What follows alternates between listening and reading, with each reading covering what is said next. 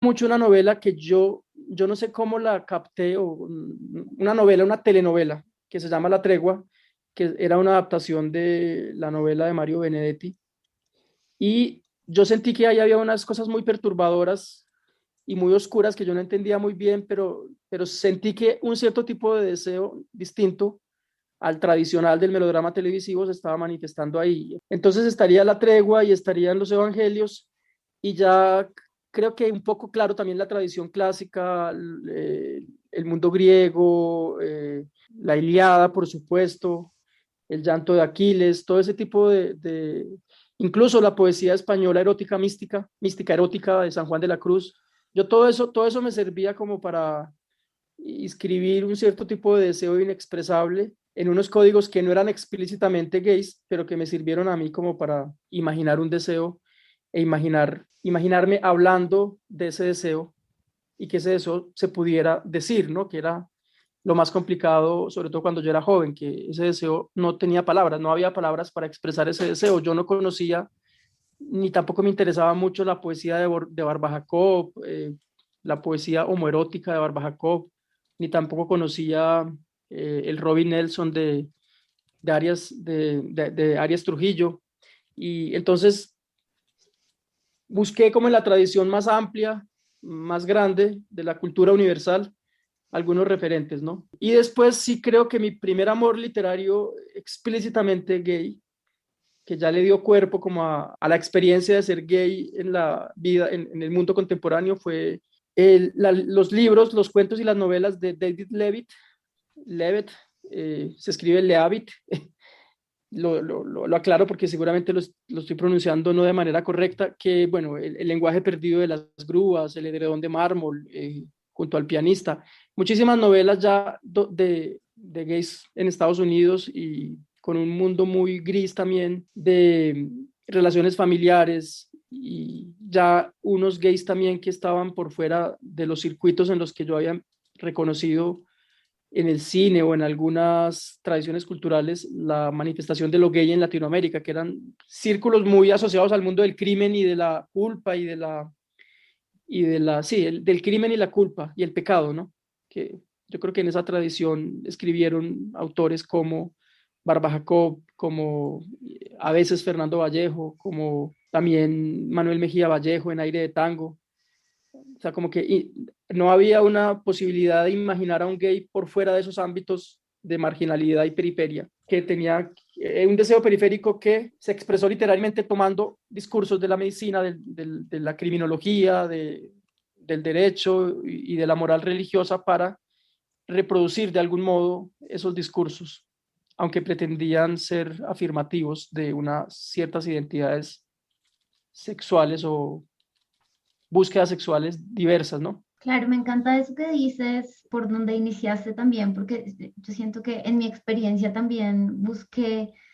como en referentes cotidianos y comunes esa representación del amor y del deseo que no encontraba de manera explícita. Entonces me parece muy, muy interesante como tomar esos referentes de la Biblia, sí, de la literatura griega y como que uno busca en ellos eso que uno siente. Bueno, siguiendo un poco, digamos que Borges decía que organizar la biblioteca era un poco como ejercer el oficio silencioso de la crítica. Y me pregunto si en tu biblioteca existe algún espacio especial para estos autores heterodisidentes, por un lado, y por otro lado, si crees que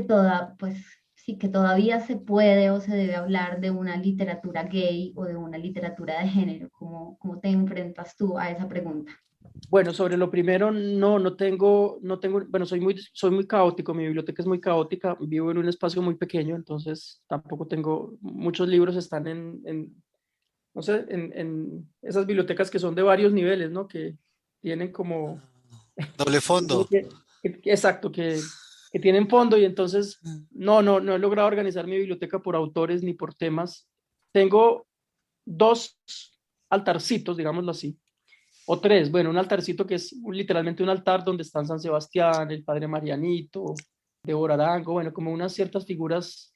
con las que tengo alguna relación fetichista. que en realidad han llegado a mi vida. No es que yo los haya buscado, sino que, pues un gay, pues no, tiene que tener un San Sebastián, ¿cómo no lo va a tener?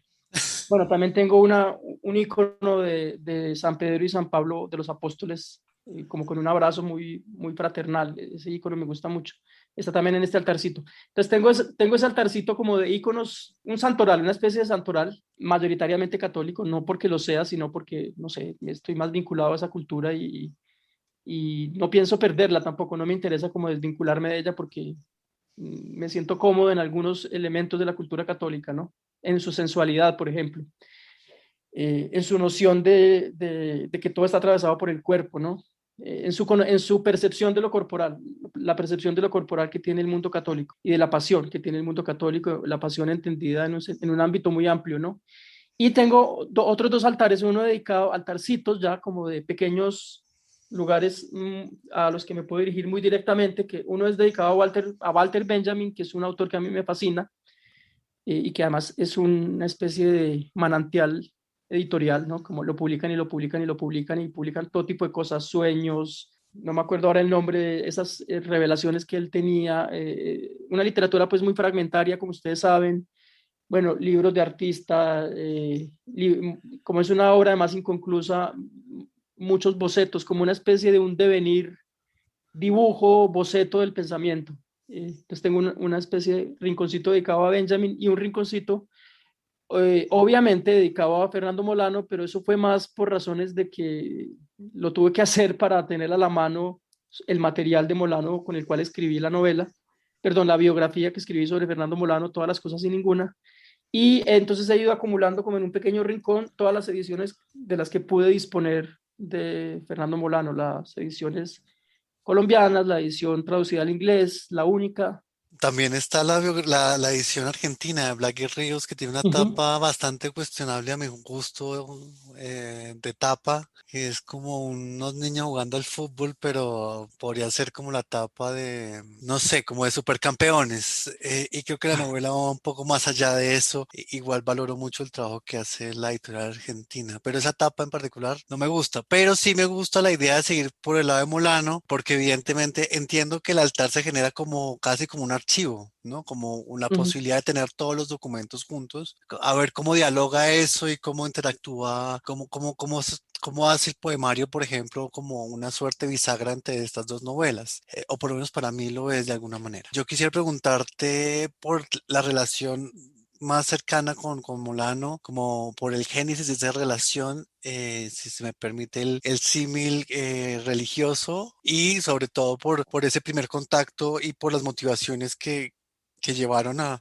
la biografía que se publicó, que además parece novela, porque de pronto ahí el subconsciente gritó novela, ¿no? Y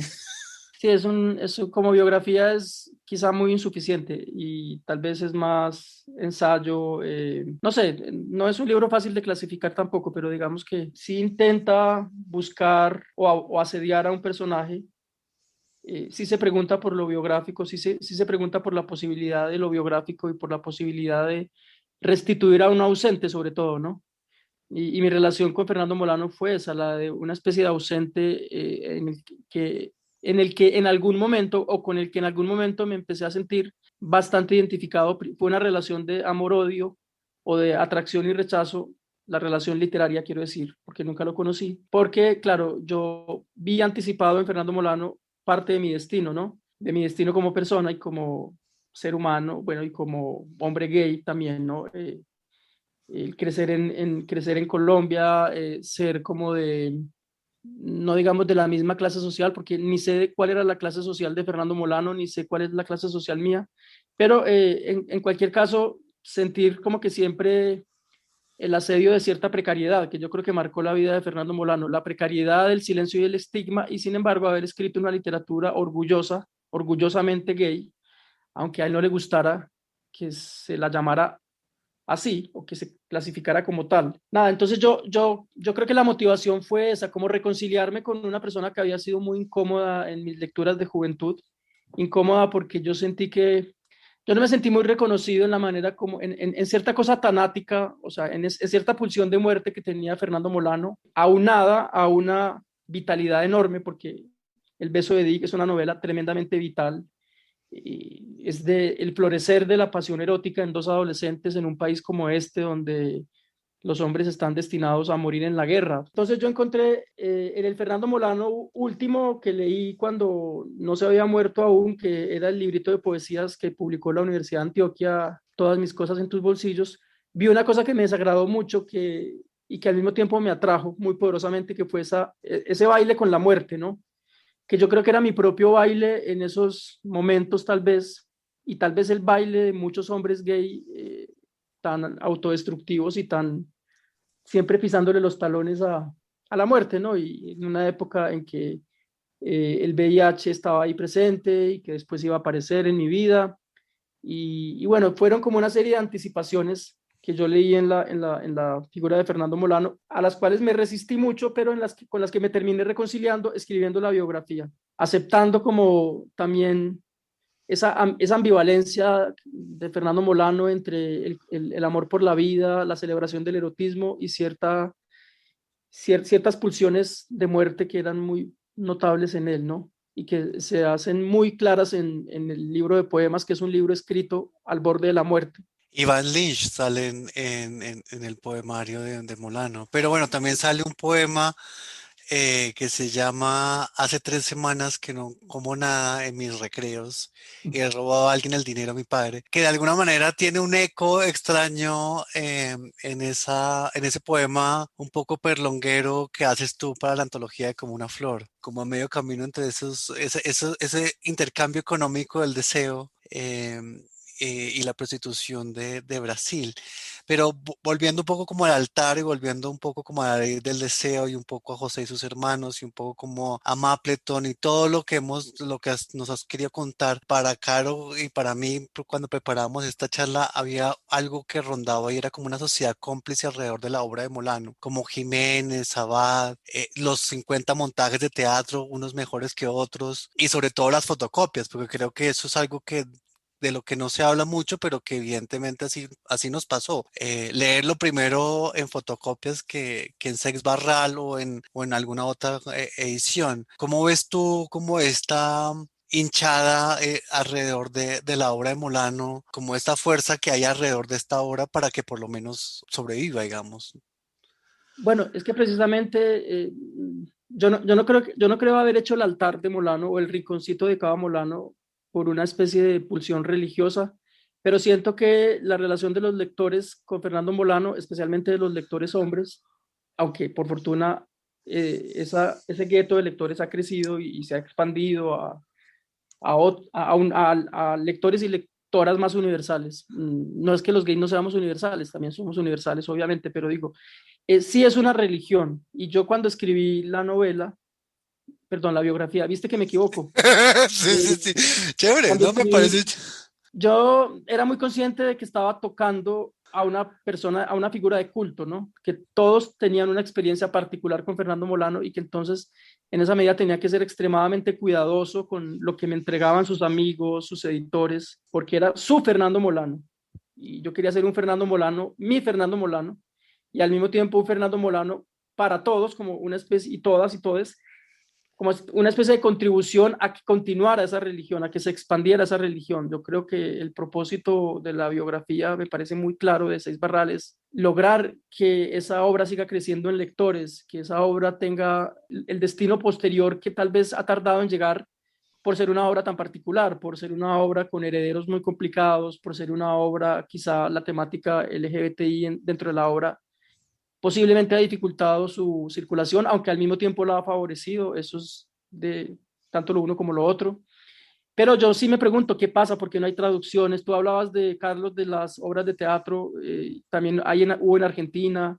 se intentaron hacer en Nueva York, en Teatro Latino en Nueva York, pero siento que es una obra que tiene mucha vida por delante, porque no me parece que sea justo o lógico que sea una obra que haya tenido una sola traducción, por ejemplo, que es la traducción de John Carlos Miller, que se publicó en el 2005 en inglés, ¿no? Entonces me parece que para una obra que ha tenido en cambio tanta lectura apasionada, tanta lectura desde lo biográfico, tanta lectura que tiene que ver con la vida de los lectores y las lectoras, que también ha tenido tanta aproximación académica porque hay muchas tesis que se han hecho sobre él. Me parece que su destino editorial es todavía muy